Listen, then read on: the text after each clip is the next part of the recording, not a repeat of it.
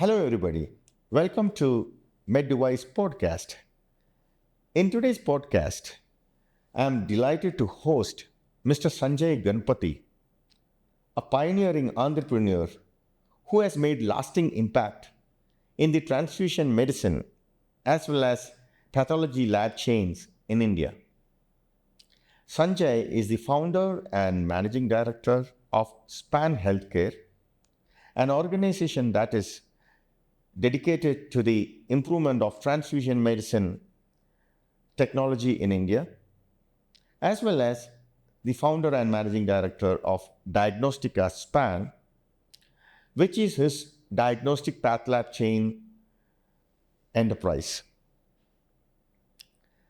Both these verticals fall within the larger ambit of healthcare, yet very different in its approach. And that's what we are going to learn from Sanjay today, as well as his views on the future of India's medtech industry. Great to have you here today, Sanjay. Thanks. It's nice to be here. Yeah, so to start with, can you tell us something about your professional as well as entrepreneurial journey? Sure. So I'm basically a chartered accountant who got into the area of transfusion services in the United States, came back and started this company, Span, in order to provide technologies from various parts of the world, but improving the standard of technologies available to patients in India. And that journey is now 20 years. So yeah, it's been a good ride. Yeah. And also you started Diagnostics Span. as well. So about 5 years ago, we felt there was some connects between diagnostics and what we did. Let me give you an example. Yeah.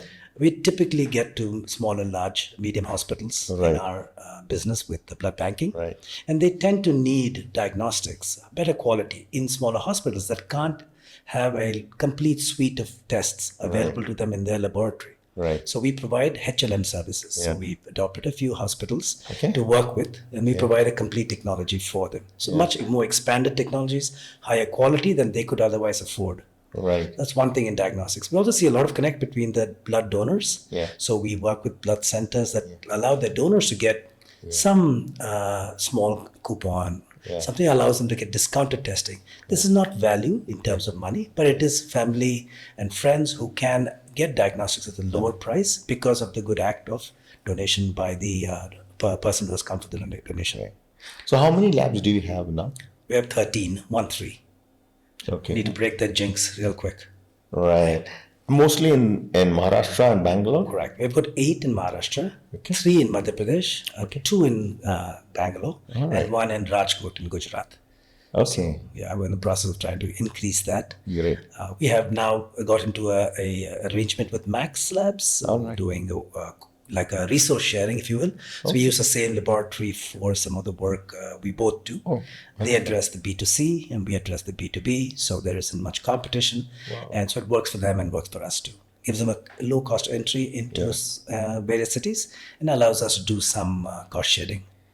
So for the benefit of the viewers, Span Healthcare, his first venture is into transfusion medicine products and services. And Diagnostica Span is the path lab chain which he's running. Sanjay, even though both are into the healthcare space, both are addressing to two different niche segments. Correct. So what are those commonalities? One of them which you said patients may find it easier, but then in general, what are those commonalities between the business and what are the differences among the two? So the commonality is the fact that we address similar markets, patients one way or the other, one in a more direct manner, that is we actually address the patient requirements in diagnostics. The other one is really still a B2B, that we address it through a blood center. Now, we don't have as much of a role to play in the transfusion services area, but much more in terms of addressing direct patient requirements, creating packages. So it's a much more interactive process in the diagnostics business, and much less so in transfusion services. Commonality is the fact that you're trying to address patient requirements. So the basic fundamental ethics, the fundamental quality processes, people who have that mindset are important in both the businesses. And so we have used our similar, let's say, our management bandwidth that has been resident in the legacy healthcare company to also be a part of the diagnostics company. So we've transferred that same sense of doing things the right way, if you will, because that's the right thing to do in patient care. Super. So coming to the transfusion business, Span Healthcare, and it's often mentioned that the approach of vein to vein is central to your what you do in Span. So can you elaborate on that vein to vein concept? Well, we initially started with the 360 concept, which was anything around a blood drop. So we would do collection, storage, separation, testing, screening, matching, and transfusion. And then we understood over the years that actually what we do is we move blood from a donor's vein to a patient's vein. So we collect the blood, and then we separate the blood, then we test the blood, and we store the blood across various formats, and then we match blood between a donor and a patient, and then we make that blood available to the patient. So this entire step is described in our best way we could was vein to vein. Okay. Yeah. So Indian blood banking system, unlike the other Western nations, our blood banking system is fragmented. We have about 4,000 plus blood banks today, and which itself throws quite a lot of hurdles and challenges and probably some opportunities. If you can elaborate on those areas. Yeah, I think India has too many blood banks. Right. We can't focus on quality when you collect less than 5 units a day. Yeah. So I think the government needs to look at what's the most efficient manner for this to be addressed. And for that, there is some degree of centralization. So that means the units come to a central location, they are separated into components, and then they're sent back to the locations that need them. Madhya Pradesh is one state that's looking at doing that with the testing. There are other states as well. And now I think over time, there will be this concept of centralization that will work for the patients. At the end of the day, today, there's still about a 20-25% shortage of blood. So even with so many blood banks, it's tough to say shut them down. Because if you do, then the patients will not get their blood.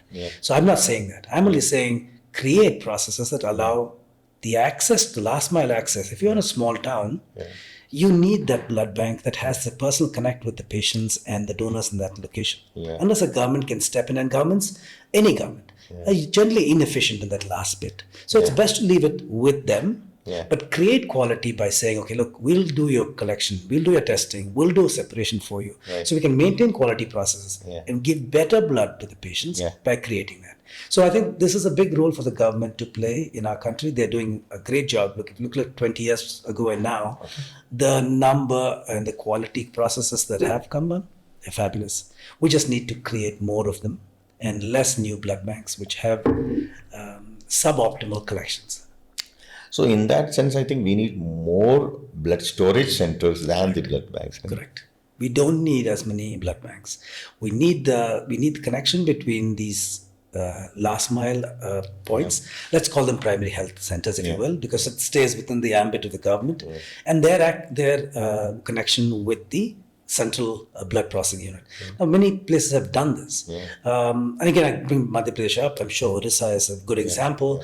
There are probably a few more that have done a fabulous job. But the important thing here is the ability to bring that quality to that last patient who needs it. Somewhere along the way, if you don't maintain that chain, then it's just in the air but not actually happening. So we need that ability to control the entire process. It's a long-term game, but I think we'll get there in about 5 to 8 years from now. Any idea how many storage centers are there in India? Actually don't know. I'm not so sure. Fair enough. All right. The reason I'm asking these questions is blood banking or transfusion segment is related to a diagnostic segment or a imaging or anything else. It's much smaller, and many people, even within the healthcare profession, may not even know much details about this segment. So through you, we wanted to bring more visibility to the blood transfusion industry. So that takes me to the next question. Actually, many people still think that blood bank is a place to donate blood, they store it and then issue it. Whereas blood banking has moved from a bank to a transfusion medicine as a specialty medical branch with a lot of technological advancements. So if you can throw some of those technological advancements, what are those changes which have come across in the last few years, that would be great for the viewers. Sure. And you're absolutely correct. I think most people think of blood centers as a place as a logistics provider, right? They make sure blood's available to the patients. And really, the consultative process between a blood bank transfusion medicine expert and the doctors, the clinicians who actually treat the patients, is something lost in this process. But over the last 15, 20 years, that has changed. But Sangeet, the biggest thing I feel where we've continually failed is we still have more than 40% of the blood in our country collected and transfused as whole blood. When you have that situation, it's good to have processes that have moved. Nucleic acid testing, for example, makes blood much safer. Yeah. Antibody antigen screening makes blood transfusion much safer. So making sure that the right kind of blood reaches the patient, especially in rare blood types. To be able to use quadruple blood bags where you've got cryo, you've got platelets, you've got plasma, and you've got red cell, and they are then given to 4 different patients. Those are things that have happened, but at the top of the chain. If you go down even 2 layers, and let's say you go to a smaller town, like Guwahati is not a small town, it's a big town. But then you look at the number of blood centers that are still operating on whole blood there. It's inefficient. Now, to bring up another important thing, the plasma that's latent, it's just sitting unused because it's transfused as whole blood, could be worth so much. It's 1 million liters. Today, a liter, even the reserve price is 1,600 rupees. So make that real price 6,000 rupees or 5,000 rupees. Just look at the value that's sitting there. Thousands of crores. And so the cost of doing the transition from whole blood to component technology can be financed by the plasma industry itself, because they will pay for that plasma in advance, if you will, by making sure the technology reaches those ends. But it's still incumbent on the government to say, this is the only way. And until that happens, there's still going to be a little short on these products. Okay, since you touched upon the plasma fractionation industry, again, for the benefit of viewers, because these are all highly ultra niche industries which are not having enough visibility. People would know diagnostics and radiology and imaging and things like that, medtech, hospital devices, medical devices. But again, for the benefit of viewers, please tell something about the plasma fractionation industry and how the transfusion industry feeds into that. Sure. So plasma is of 2 major types. One's called recovered plasma. Recovered plasma is the plasma that comes from a whole blood donation that's then spun into plasma. And this is the area I was speaking to you just earlier. That is one that is easily tapped. If we change the way we look at whole blood, there's going to be a lot of plasma available. Now, what does plasma have in it? Primarily in plasma, there's something called albumin that allows you to create a basic fundamental base for various medicines to be added. Then you have IVIG, in immunoglobulin. Then you have factors. You have the factors that people who are in post-surgery require clotting, or hemophiliacs who are born without that clotting factor. Now in India, the plasma quality, because of the time it takes to separate blood into components, it has to be within 6 hours. We lose the factors for sure. The only 2 things we really get out of this is albumin for sure and IVIG, because they're more stable and can make the journey even if the cold chain is not so good. So Indian plasma is basically recovered. There is talk about moving to source plasma, where the rest of the world has moved to source plasma, where they pay a donor a certain amount of money, and that then becomes plasma is directed for the fractionation industry only, not for transfusion. Today we are crossing over transfusion-related plasma to the fractionation industry. And plasma is anyway not in great demand in our country or any country. So it's not a problem. It's just the fact that there is this other option of doing it. I'm not sure whether the government is going to address it, because it's very difficult to find donors who might not go elsewhere and donate again and threaten their own health because they need the money. So it's a touchy subject. I'm not sure I have an answer, but that's one area where there could be a lot of opportunity. So fractionation addresses the requirements, and we've got enough plasma in our country not to have to buy it from elsewhere. Today, you buy all the factors from outside. We buy quite a bit of IVIG outside. And so we can become much more self-reliant if we're able to make a few changes in our process. Yeah. For the beginners, I would like to explain a little bit more about the blood banking. The blood that we donate, as of today, there is no synthetic blood.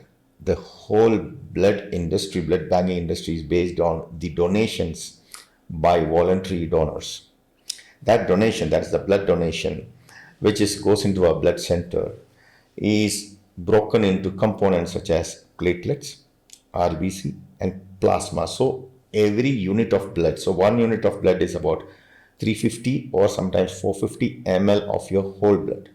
This is broken down into 3 to 4 components. Main components are plasma, RBC, and the platelet. And you all know during dengue and many other diseases, platelets are very important for any surgeries, accidents, trauma.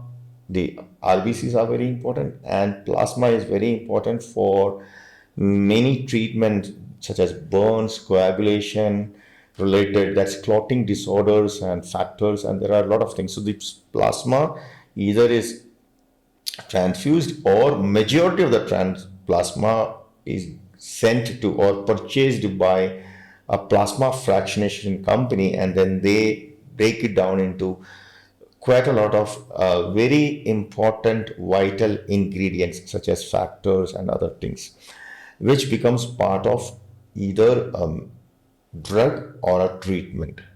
So this is the criticality of transfusion medicine, that when it comes to critical medical condition, the backbone is transfusion medicine. And that's why this topic today is very important, and we all need to understand this. It's great to find that the transfusion industry has moved from, so to say, a blood bank to a blood center. Not just, the difference is not just in the terminology, but there is a huge leap in terms of the technological advancements. For example, things like stem cell therapy and a lot of patient side therapies are done within the transfusion today. So Sanjay is the pioneer. So far, have I explained it well, Sanjay? Perfect. All right, thank you. So let's come to your next venture, that's the Diagnostica span. So when you thought of this 5 years back, what were in your mind, and how would it complement to your existing span transfusion medicine business? Well, two reasons. One is the entire market for transfusion services. It's probably about 1,200 crores. The entire blood bags, testing, apheresis, it's all together, it's about 12 to 1,500 crores. The same industry in diagnostics is 150,000 crores. True. So I felt that if I stayed in this business, I couldn't grow beyond a particular point. True. The other thing was I've been doing this for 20 years, 25 years if you add the United States. So I felt it was also time for us to try something new. So diagnostics was where you could grow beyond any level. Yeah. Whereas in transfusion services, there was a limit to how much you could grow because the market was very small. That is changing slowly now, but even so, it's not a patch on diagnostics. So that was the reason for getting into diagnostics and tried. The other thing is, of course, I have no IP today, and a span, except for manufacturing blood bags and a couple other things, is really a distribution company, which has no value in terms of being able to pay it forward or sell it to someone. Whereas diagnostics does have that ability to be marketed. That's the other reason. At the same time, diagnostic lab business is highly competitive, right? So how do you differentiate yourselves from the other larger chains? How do you carve your own niche? I think we've done it by focusing on quality. So we have 6 out of our 13 labs that are NABL accredited. Now, if you in context, if you take a large Center of industries like Metropolis, which has multiple laboratories, they still have numbers in our space. So large chains also don't get NABL for everything. Our goal is to get NABL at most of our laboratories. Right. That allows us to address local requirements with locally tested NABL, not just a logo that says we've got one NABL accredited lab somewhere, Yeah. but we use that logo, but not every test we perform in that lab is NABL accredited. Now, that is where I think we've got a price point for labs our size, which is more than 40% more than the others. So, of course, we're cheaper than Metropolis and Path and others because they've really built a fabulous brand over a very long time. Okay. We don't have that, but we're still much more acknowledged in terms of value proposition than the smaller labs. So that's kind of our differentiation. Great. What's your future plan with your Diagnostica? Are you adding more labs? Yes. So we're in the process of trying to raise some capital to do that, stabilize our current labs, which are in about these 13 labs, work with Max to make sure we have a successful partnership with them, and then work with them possibly down the road to increase our lab size, but maybe in partnership with them in some manner, so that we go where they feel there's value, but they don't have the time to go and investigate the smaller B2C chain, but we'll try and work with them. So we will look for expansion and we're looking at raising capital for it. Great, super. Well, you also operate under a few PPP projects, public-private partnerships across a few states, right? If you can tell us about that, as well as your learnings as regards what works, what doesn't. Sure. So I think this is the greatest opportunity for people like us in both diagnostics and in transfusion services. There's, as I've explained to you, there's a gap between what is available in that market and what is required. And I think in private enterprises bring that bridge. If you have the right approach to it, you bring the bridge of all the quality steps. Let the centers work with the government employees so they learn. So it's a process of learning back and forth. You learn along the way too, because what you think is the structured only way to do it, you realize you can't do it that way because there are things that you need to amend in your thinking process. Quality can be so high that then it will be inaccessible to anybody. So it's only when you realize you need to bring quality to the same level, but the pricing cannot be as you would have elsewhere. That discounting factor or that amount that the government steps in is critical.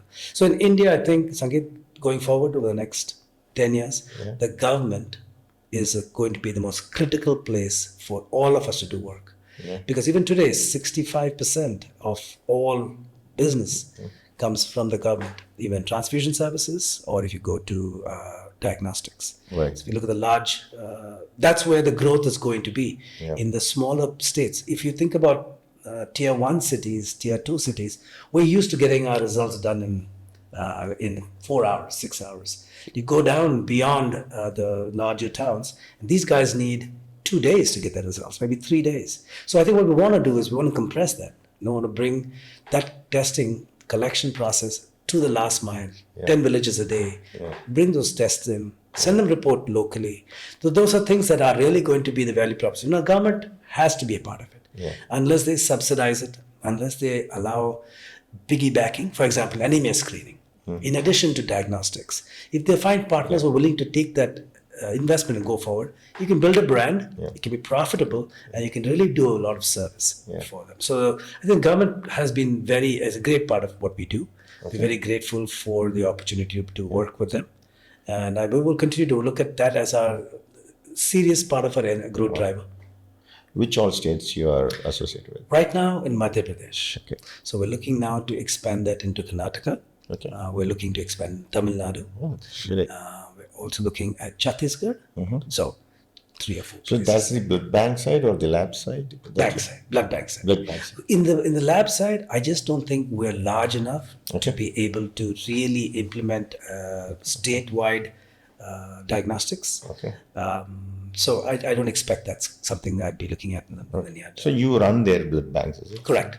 We provide all the technologies. We manage the software. Okay. We give them the quality blood pack. So you know of a component extract, Yeah. which allows you to do Yeah. top and bottom. Yeah, yeah. But those things are not available.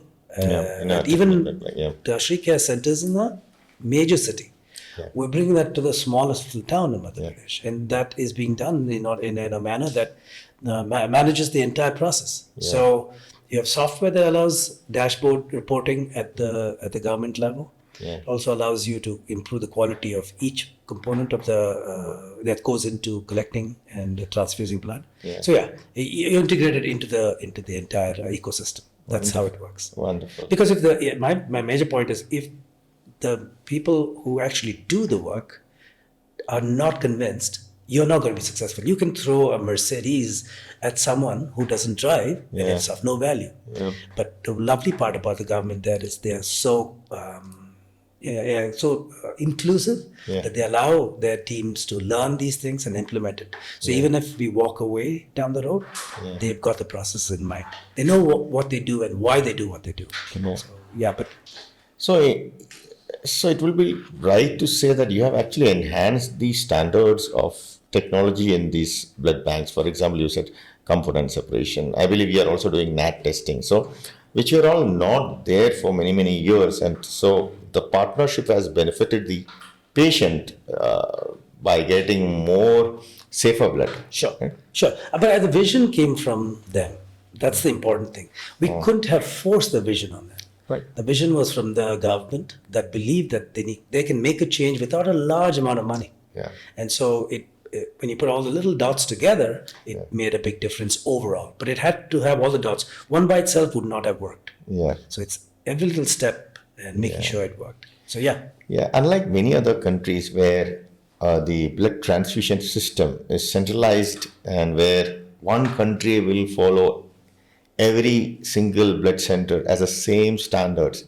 In India, we see state level differences. Certain states are more progressive, certain states are not. So there is a big difference of standards in the blood transfusion system. Sure. Am I right? Sure. But you must also look at it this way. If you look at larger countries, let's look at China, the United States, Russia, they have diverse blood centers. So even America, which has probably 600 blood centers across the country. As against 4,000 plus in 4,000 India. plus, yeah. But my population is 4 times as much. Right. So, if you do the math at the end of the day, the large countries cannot do with a centralized blood system. Even China, which is centralized in its political system too, still has more than 5 independent blood centers. Yeah, but the standards, for example, in India, certain blood banks doesn't have even a component separator. Sure.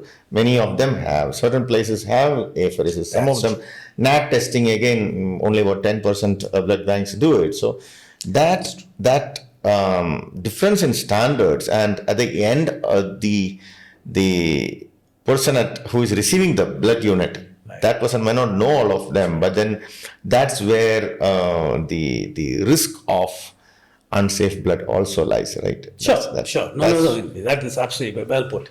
Yeah. India has not progressed by having a single standard across the country. Yeah. And that's probably a factor of the money available by state for them to do this. So it almost becomes a state mandate if you want to increase quality, though the National Health Mission, as I'm sure you know, has stepped in and done a lot more. It's still not equally distributed across all the states. So it's a very good point. Yeah. But it's not because of backward. Orissa, for example, if you look at everything else, Orissa people would think it's a backward place. Yeah. But they are one of the most advanced transfusion services in our country. Yeah. Right? So Madhya Pradesh, again, not number one on our list, but it's very, very high. All right, Sanjay, so you are a chartered accountant by qualification and also have certain advanced degrees in management from the US. So how has it helped the finance as well as management qualifications to build such organizations, technology-driven organizations in India? Well, I would not to say it's technology-driven, but it's more product-driven because in transfusion services, there's not a lot of tech. It's about the product that we provide. Yeah. So if you look at from a quality perspective, Right. improving that. But there is not a lot of tech yet. But maybe in the years ahead, when there's more AI-driven process, then we may see that. So the degrees actually just open doors. I don't think it meant much otherwise. But the 5 years I worked for a blood center in the United States, Right. the New York Blood Center, Yep. that definitely helped because I knew the right things in the United States, wrong things in the United States too. It's not that they did everything right. But that allowed me to come here with some level of confidence that I knew about transfusion services. And I think the people in the field also were convinced that I knew a little bit more than the average vendor, if you will. Yeah, So yeah. that partnership definitely helped us build the business. Okay. No, I also thought you developed certain softwares. No, we did not. No? All right. Yeah. Fine. Great. Let's talk talent. So, how do you assess the talent pool in India, especially in the areas of sales and marketing, technical, as well as operations? Sure. Let me start in reverse order. Operations. I think we've got the best possible teams that can work on the ops side. It's very, very committed. Similarly, if you look at the technical ability, my team, I'm lucky, and most teams in India are very, very competent in being able to bring their solutions to the customers faster than maybe any other country and at a very, very low cost, if you will. In the last area, sales and marketing, we have a little bit of, I think, my opinion, we need to be able to get people who are more wise about why they do what they do, understanding their technologies and being even more aware of the advancements. So I've seen, myself included, I get mired if I don't keep learning about the new advances in the process, then I'm not as valuable as a resource to the clinicians who I'm interacting with. If I had learned along this way, I'd be much more useful. So I find a lot of organizations do not provide their teams with that continuous learning process, and we are guilty too, including at SPAN, not giving them all the opportunities to learn about how to work with customers, how to create a database and understand it. How do you greet a single positive greeting? Like, you remember Sahara Pranam many years ago? Bad example, but they had a single way of greeting everyone. Things that we could be doing better. So I think sales and marketing were not probably up to spec compared to other parts of the world. But on the other two, ops and tech side, we are way, way ahead of most of them. Yeah. Is there anything that the industry could do to improve this? Yes, I think that we all could work on things together. The idea would be to find common platforms across various businesses in the same industry and share best practices. So we have conferences like the ISTM, or the ISPTI, there may be a couple others. But the point is, if our various companies came together and said, look, we're going to spend half a day, all of us are here anyway. Yeah. Let's just get industry leaders to speak to the people who serve the transfusion services community or the hematology community. Let's understand why we do what we do.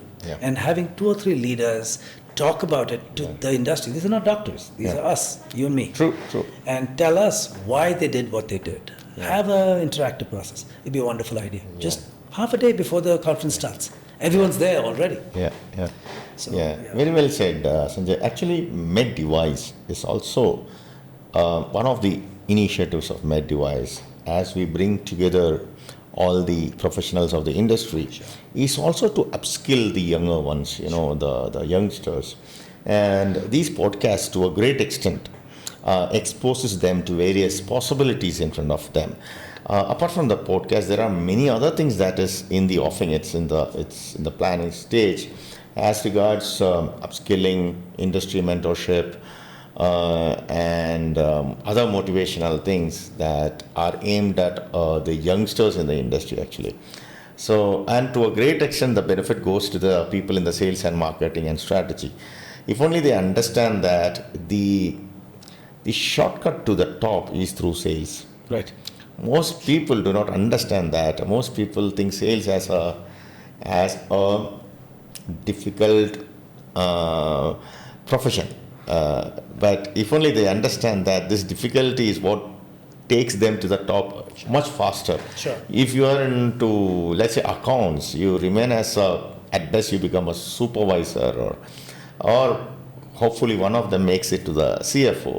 And if you are into ops, again, the growth trajectory, stagnates someplace. But if you are into sales, you can become the CEO of an organization, sales, marketing, strategies. I mean, that's one aspect what we wanted to convey to the younger people who are hesitating to come into the business side of the profession. I mean, the sales, marketing, strategy. Well, can I make a point here very Please, quickly? please. And I think you made a very good point, but I'm going to just kind of build on Please, it. please. Which is, if you look at the technical stuff, Yeah. they are scared of being in sales. Because as a technical person, when you go to a hospital or you go to a blood center or you go anywhere, you're welcomed with open arms. You come with a solution. Yeah. You come to help them fix a problem that they have expressed to you. Yeah. Come as a sales guy, now you're coming with a problem that is your problem. Try to create a situation where they need you. Yeah. That's a little bit more, there's a lot of pushback, if you will. Yeah. And so if you don't like pushback, Yeah. or you don't know how to deal with pushback, then you will have sales as a place that you want to put on the side because you're not ready to face the challenge. Yes. Bring the tools that allow you to become the salesperson that someone wants to see is only by having knowledge leadership. Yeah. If you come to that meeting and every time you go to a meeting, you tell the doctor or the technician or whoever something new about the area that they are working in, True, absolutely. then you become part of their circle Yeah. without being a doctor. Yeah. And when you continue to do that over your life, Yeah. then you build friendships that are based on technical knowledge. Yes. They will call you after a while. After 25 visits, Yes. they realize this guy might or this lady might know a little bit more than the average person. Yeah. That is the way a salesperson Yeah. makes it work. Yeah. I really think that's the way. If you have knowledge leadership, you make friends where you wouldn't expect. Yeah. And, I have come from sales background, hardcore sales background, starting my career as a frontline salesperson into diagnostics. And I feel lucky that as much as I started in sales, I started into diagnostics and later into transfusion because the customer profile is that of doctors and technologists. Imagine if I were working for a multinational company called Shell Lubricants. Whom am I meeting? The petrol pump owners or people related to that. If I am working with a great garment company, great garment brand, whom am I meeting? The people in the market, the center of the market, the big wholesalers. Whereas here, whom am I meeting? I am meeting the doctors, hospital administrators, technologists. We are the sales people in our industry is much more privileged that they get to meet the cream of the society. True. So if only they understand this. In fact, my interactions with a lot of doctors actually enriched my knowledge. As much as the salespeople have to learn about technology and give it and pass it on to the clients so that they look forward for a salesperson meeting. It's both ways, I believe. We learn as much or probably more from them. Sure. I mean, this is one thing which I very feel passionate about, the fact that salespeople should come into this profession and they should understand the fact that this is a fast track to leadership position. Yeah, no, absolutely. And I think the one thing we can all agree on is that if you learn and continue to learn about your job, at the end of the day, all of us will contribute to each other by talking to the doctor, getting that part from them, but also bringing that knowledge to other people, including technicians and so forth. So that's one of the reasons we have Span Academy, right? Where we work with the MD transfusion medicine students and give them opportunities to learn that might not be available at their location. Yeah. So try and work with them across the country on various procedures. Of course, the quiz and stuff. So the idea was to interact with the next generation to see what was missing in their learning process and bring that to the central conferences and then work from there. So, I think that's a new initiative that you have started, the Span Academy. it's 10 years plus now. Yeah. I mean, new in the sense that In the others industry. are pioneering. for the industry. In fact, I've seen people, the doctors, the younger doctors, are very excited to attend your sessions in the conferences. That's a great thing. So what's your outlook for transfusion medicine industry as well as the diagnostic industry that you are into for the next 10 years? Let's start with transfusion services because I just know a little bit more about that. I think the next idea would be to move from whole blood to pure components. This is going to be a big change. Nucleic acid testing and technologies that allow blood to be much safer than it is right now. Centralization, these are the steps that I believe will occur over the next 10 years. In terms of new processes in testing, I can only see AI, which sits on software that allows you to look at the database of Indian donors, understand what are the subtypes, then try and address them especially for rare blood types. So there is a frozen blood program. I think India might choose to go down that path. It's expensive, and so it can't be available to everybody. But it's a way to use AI in the right manner to identify sectors of the population that have certain need for blood, other sectors that have the ability to provide rarer blood types, bring them together and work towards that. So those are areas where availability gaps can be matched with more blood being available from people. So I think that's a change there. Diagnostics is going to use AI again. I think we were talking about technology. There is no other industry that's going to see as much value from AI or algorithms. Let's just call this AI algorithms. Like the imaging, for sure.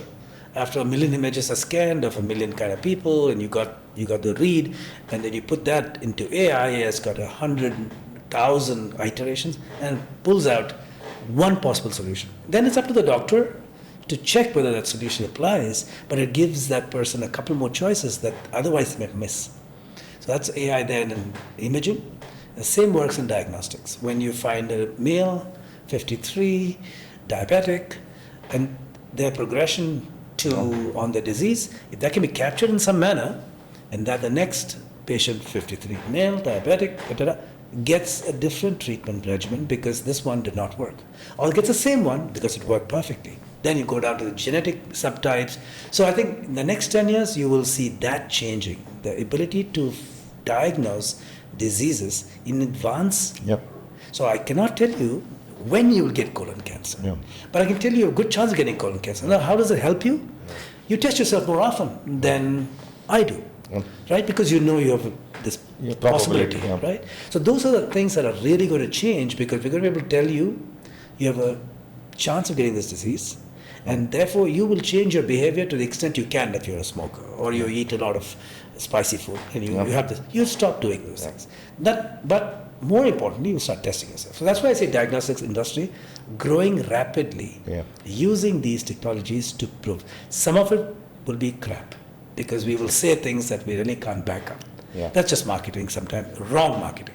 But there'll also be enough truth in there that over time, I think there will be value. Some of the space movies we watch, the robotic comes in and there's a quick patch. And so those things will happen. I mean, much faster than we and I think, especially if we believe robotic surgeries and AI is going to be the future. So small labs will perish? Yes, small labs will perish. Because if you don't have the differentiation, don't have the quality, eventually the people you serve will realize that you're not the right person to go to. And the fact that the world is so much flatter. I mean, most of us get diagnosed about what we think we have before we go to the doctor. That's going to only become more and more. Today there is many levels of AI, many levels of chat GPT and such search engines that tell you almost 80% of what the doctor will tell you. That'll only improve, become 90 and 100%. At one point, the doctor is superfluous because it's all available to us. But I'm sure that will still need the last mile intervention because the pharmacy is now going to dispense medication to you without doctor. So there's regulatory processes that will remain a part of their thing. But the need for certain specialties will certainly go down. And radiology, my belief, is the first one that's going to die out. Really? Yep. Okay. Well, let's come to the last part of the podcast. 1 or 2 questions left. So how does your typical day look like as you balance between your professional life and the personal? Well, at this point, I'm more personal and less professional. Most of the work is really done by my team. Right. I step in when I need to and provide a little bit of direction in terms of finance or a strategy. But in terms of operations and sales, my team's been with me for 20 years. You know most of them, and so they run it. I don't really have to be a big part of the day-to-day. Now, in diagnostics, it's slightly different, but I can't help. I don't know much about diagnostics. Yeah. It's just the truth. So I rely on people who know more about it to run it. Again, guidance. So my day is very easy. So what do you do? I tend to use a little bit of the gym, play a little bit of golf, have evenings when I'm really quite free, have a drink or two. So Great, easy. great, wonderful. And tell us something about yourself that most people do not know. You know, I am an open book, Sangeet. I don't think there are people out there that don't know about me unless they haven't met me at all. I have very few secrets, really an open book. And anybody who knows me, including you, will know there's probably very little that you don't know, or there's something that is not available. So a bit of an open book, I'm afraid. Yeah. But I think I've been seeing you over the years. Sure. I think you have become a little calmer than earlier. Have to be as you grow older. Yeah, great. And so finally, what advice would you give to young entrepreneurs who would like to enter the healthcare space and build value-driven, sustainable businesses? Sure. Well, let me flip that question at you, right? You're now an entrepreneur. What's your company's name? You just started? Sanskrit. So tell me how you decided now to do it. Then I'll let you know what. First of all, I am not young. The question was about young entrepreneurs. No, I get there. But yeah, so I was working for close to 30 years, maybe 28, 29 to be precise. And then I thought, okay, and you know, I've been doing good in terms of my profession.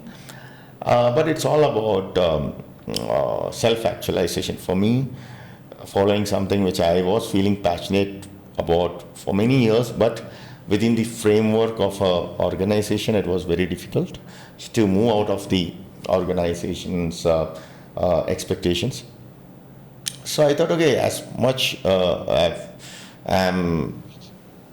made certain things secure for me and my families. So let me do something to follow my passion. Sure.